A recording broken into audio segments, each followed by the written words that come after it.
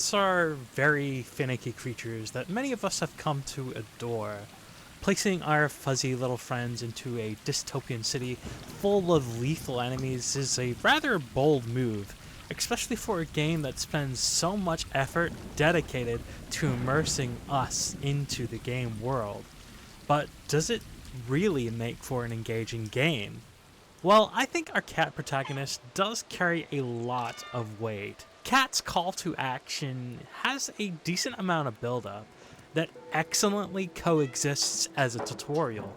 However, the bulk of the story is world building and exposition told via our companion B12. I think this is the largest flaw of the game, as I found B12's history and primary story arc predictable.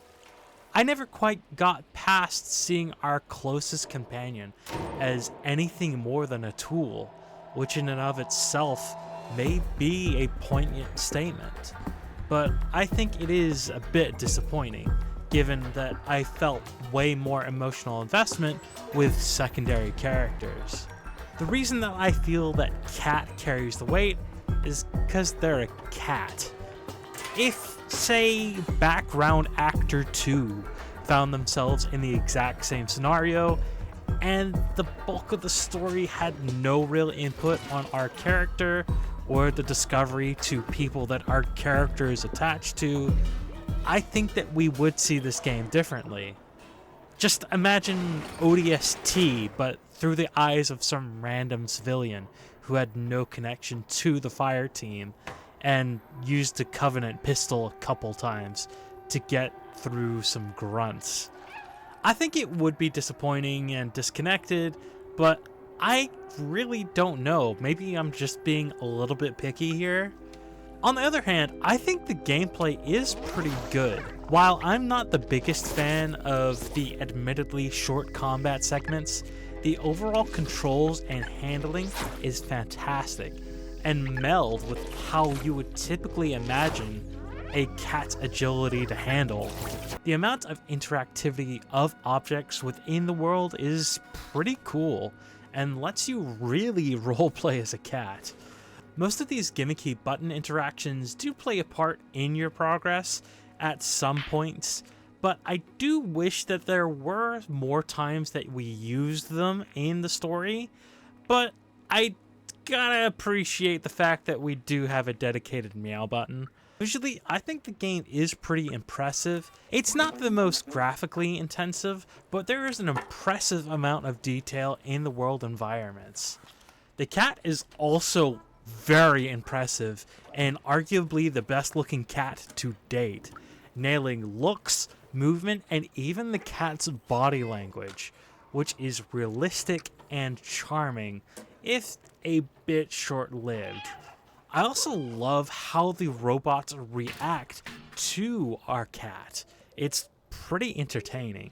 I also like the overall use of colors and lighting and how well it establishes the atmosphere, but I'm not a big fan of the music here. But at least Stray does have a decent amount of accessibility.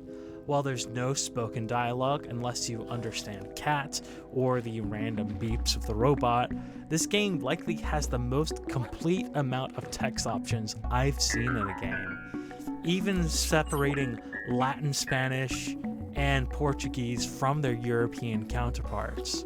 However, there are no difficulty options, but I do feel that most people should be able to finish the game, assuming they have reasonable responses and can figure out the fairly simple puzzles. Keys on mouse and keyboard can be rebound, but unfortunately you can't rebind controller buttons, which is kind of sad because this game is best served on a controller.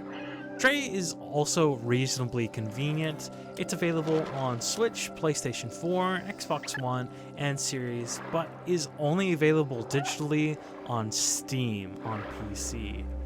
There are also a decent amount of settings that should allow for most modern computers to run this pretty well. I only encountered a couple animation bugs in my gameplay, but found that it ran well, even on my aging laptop. Overall, I do like Stray and I'm glad that I played it. There were times where I thought that the path was blocked and realized, oh yeah, I'm a cat, I can go through those gates, or I can jump or climb my way around. It really encourages a sense of immersion and discovery that few games do.